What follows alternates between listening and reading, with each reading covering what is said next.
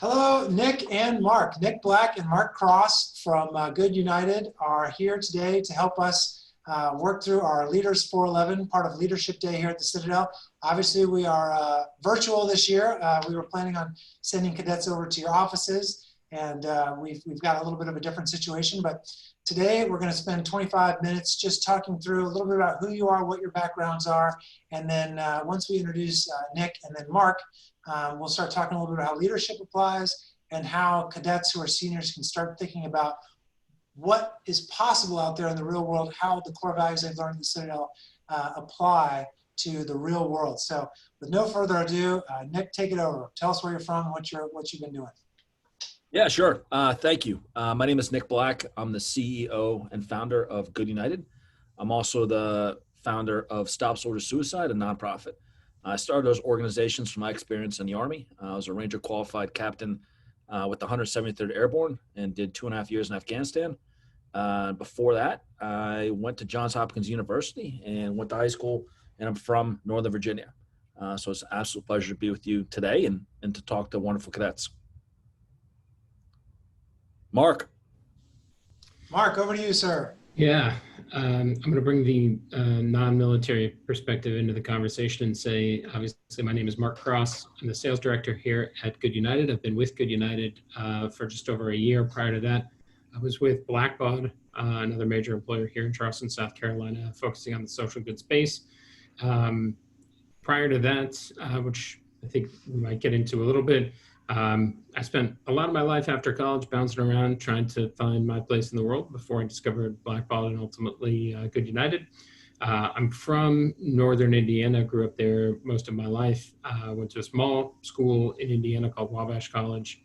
Yeah, that's my brief background. Right on. Well, you mentioned the social good space. Well, help these cadets who have been locked away in their 24-hour cadet schedule here at the Citadel. Explain to them what the social good space is and maybe a little bit about what Good United's role is, what your mission is there at Good United. Mark. Okay, that was going to be my next question. Thank you for directing that my way. So when we say social good, most people know that as nonprofits, which is a loaded term. Nick has a background in nonprofits. It's probably has a different perception. In fact, I know it has a different perception of those people who are not involved, either working with them or around that space day to day.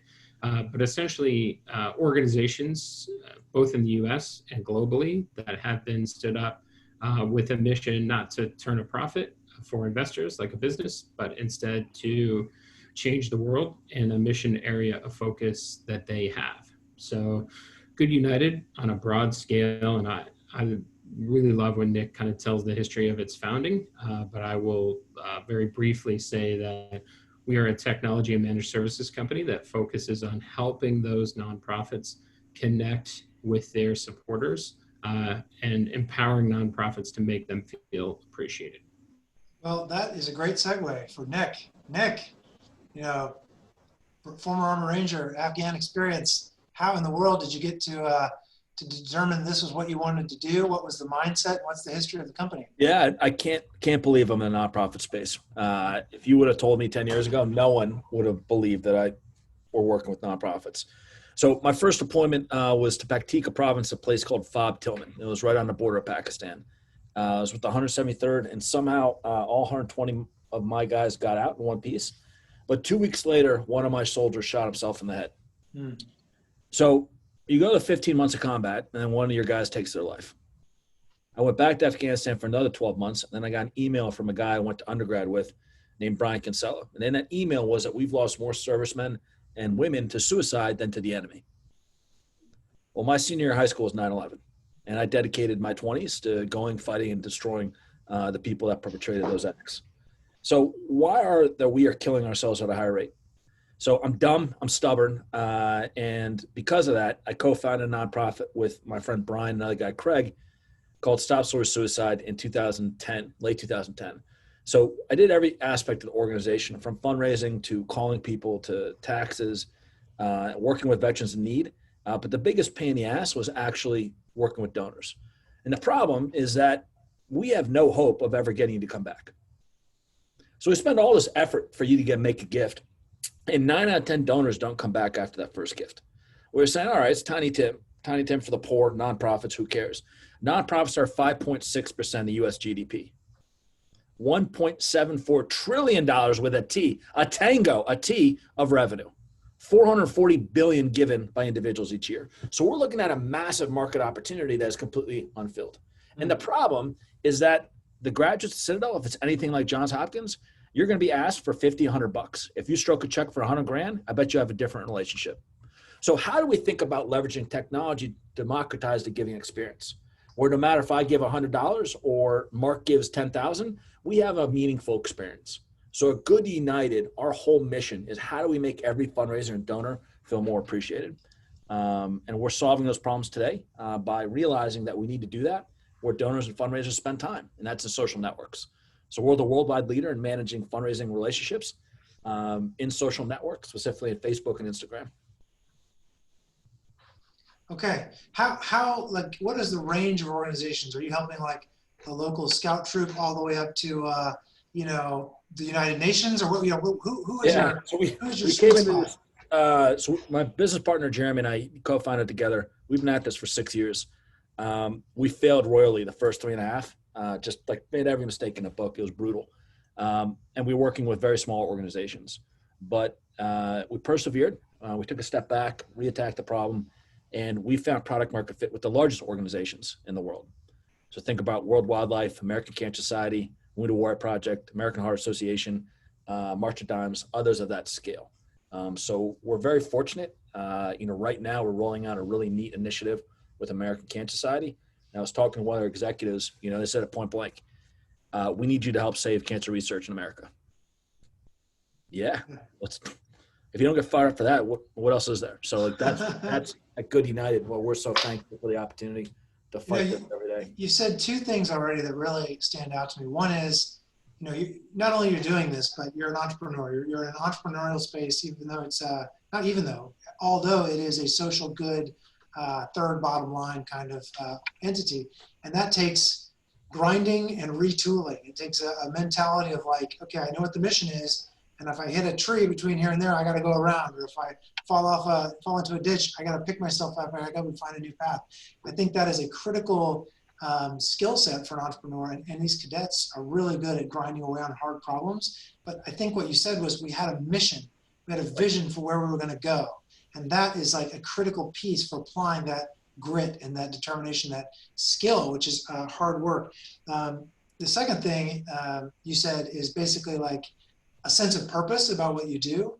Yeah. It's not just a job. It's like, wow, I really feel like I'm making a difference. I know you and I have talked about that before, but it doesn't have to be service in the military. Clearly, you're doing something for now cancer research or something like that. It speaks to your personality. Clearly, the passion comes through.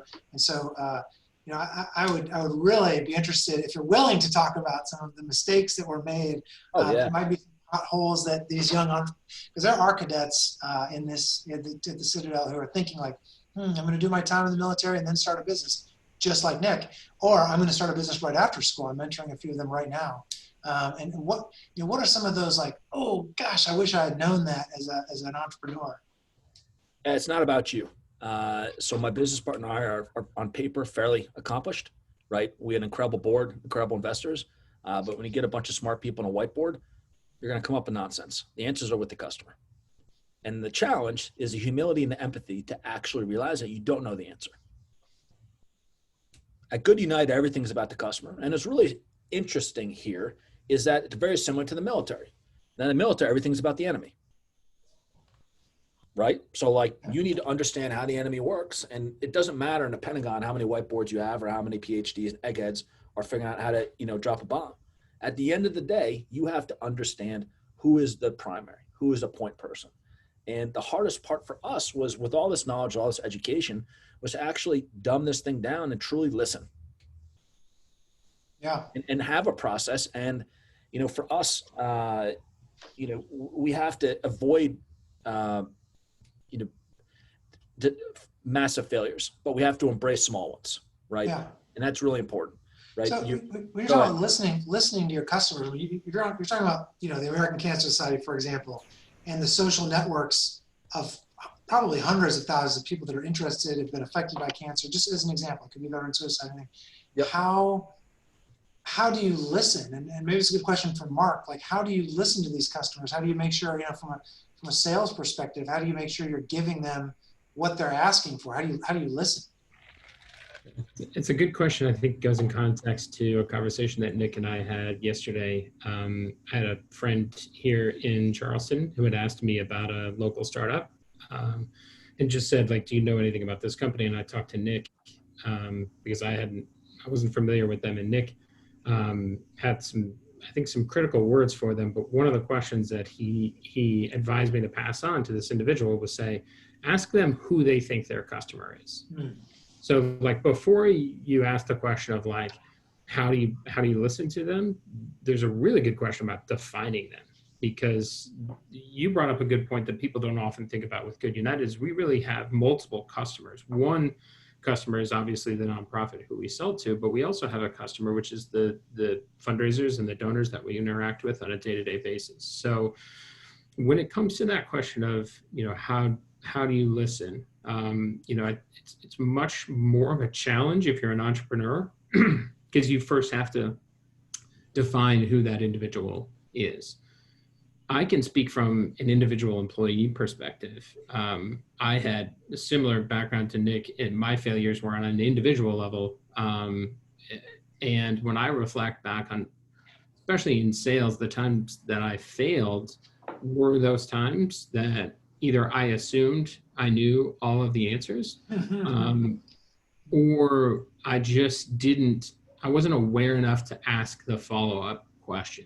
One of the things that people at the Citadel may ask themselves if they're looking for a company to go work for, either right out of school or after the military, or surveying the landscape, and I want to go look for, who do I want to work for? If you were to ask that person, like, what's most important? Why do you want to work for this company? What people will say is, one of the things that they'll say right off the bat is, how much does it pay? It's a good question. If we ask our nonprofit customers, what do you want? What do you value? The first thing that they'll say is revenue. If you ask a business, what do you want? It's money. And the first thing to know when it comes to, like, listening is the first answer that you get is not the real one. Because I can speak from personal experience that, chasing a job or taking a role just because of what it pays is a really quick path to finding an unhappy place in your life. And our nonprofit customers and businesses as well, if the first motivator there is revenue, it's a really superficial lens to put on things. So whenever you ask those questions, you have to ask the why behind it. Why is it important? And you ask why so many times in this process that you end up sounding kind of silly. Some of the best salespeople that I've ever worked beside and for and around will ask the most basic questions to everyone that they encounter up front every time, and never assume the answers. And that's extremely important when we talk about listening to the customer. Yeah, that makes a ton of sense. And these cadets, they're in a 24-hour system. They know what their graduation requirements are, and they're very busy. They're very locked into the next task. But what you're really talking about is not just doing all the time, but actually sitting back, asking people from their perspective, what is it that's important, and hearing what they need in order to provide them that service. And that applies to any profession I can think of. So that's very, very good advice.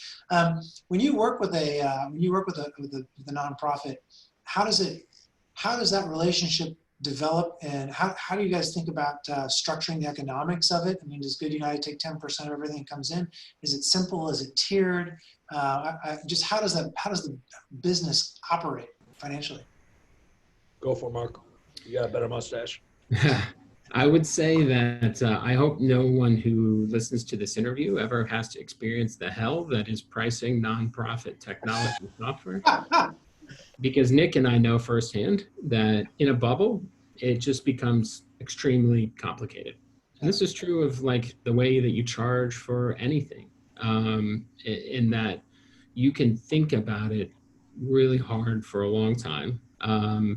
But ultimately, it comes back to, again, getting back to those fundamentals, and you'll probably hear it a lot over the next few minutes that we talk about the why, like why do we do things? So our pricing methodology has changed a little bit over time. It will change again in the future.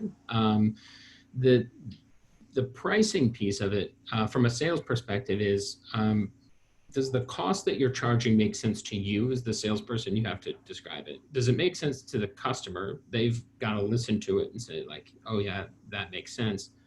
And then does it provide a mutual value?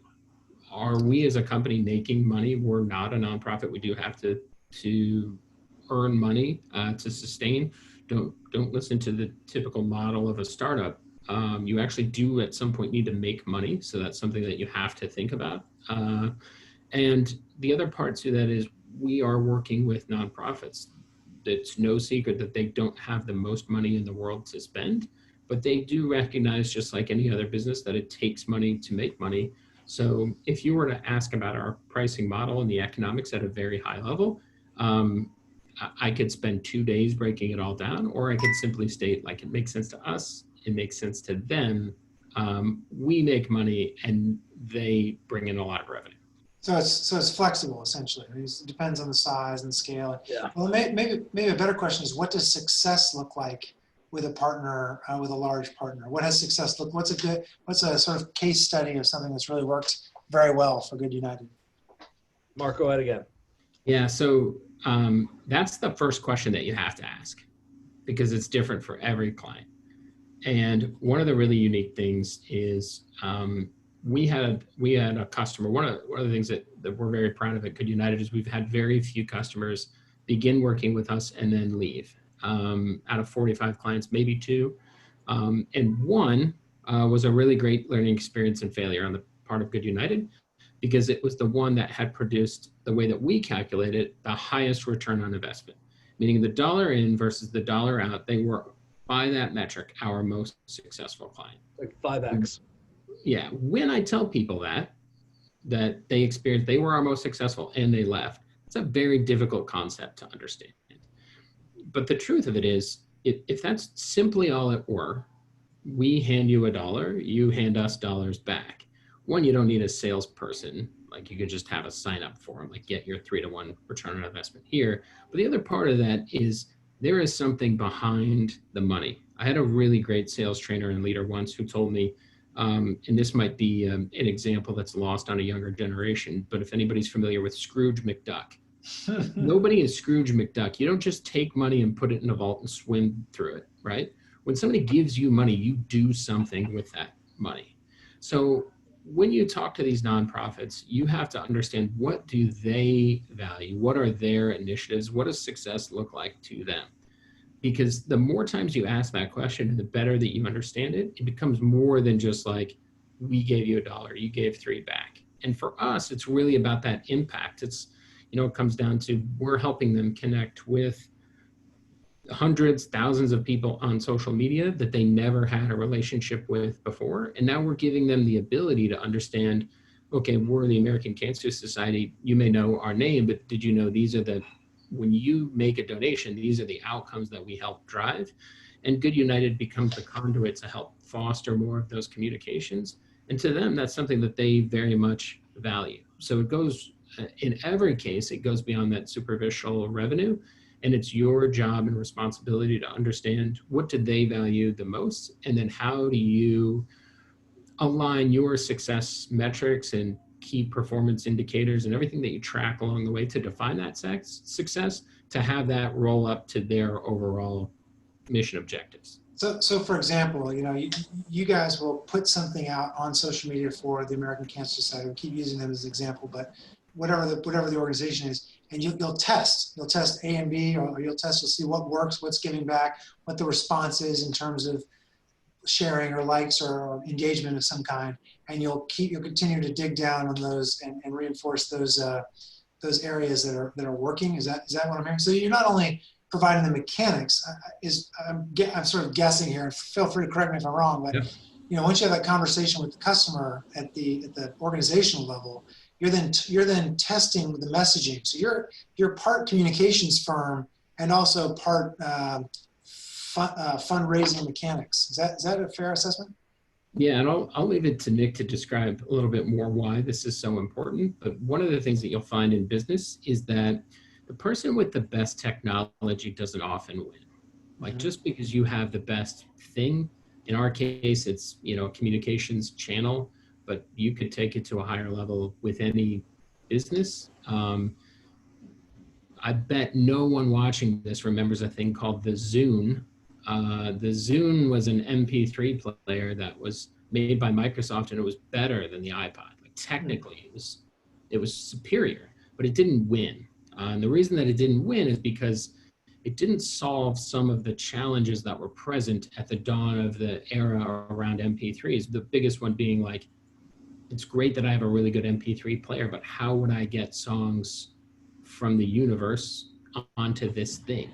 And because they couldn't solve that problem, and Apple could with an iTunes store, that wins. So is Apple's value, is what they do in that case, like building the best MP3 player, or is it finding a really easy or unique way to solve a challenge that no one else is?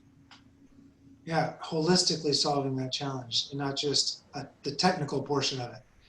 That's a very good answer. I mean, this is great. In the interest of being respectful of both of you guys' time, so you're out there doing great things in the world, what advice, you know, if you could think back to yourself as a 22-year-old college student sitting in that chair, looking at the world, like what advice would you have for these seniors who are trying to think about their own vision for where they're going to go in the world? What do you wish you had known then that you know now?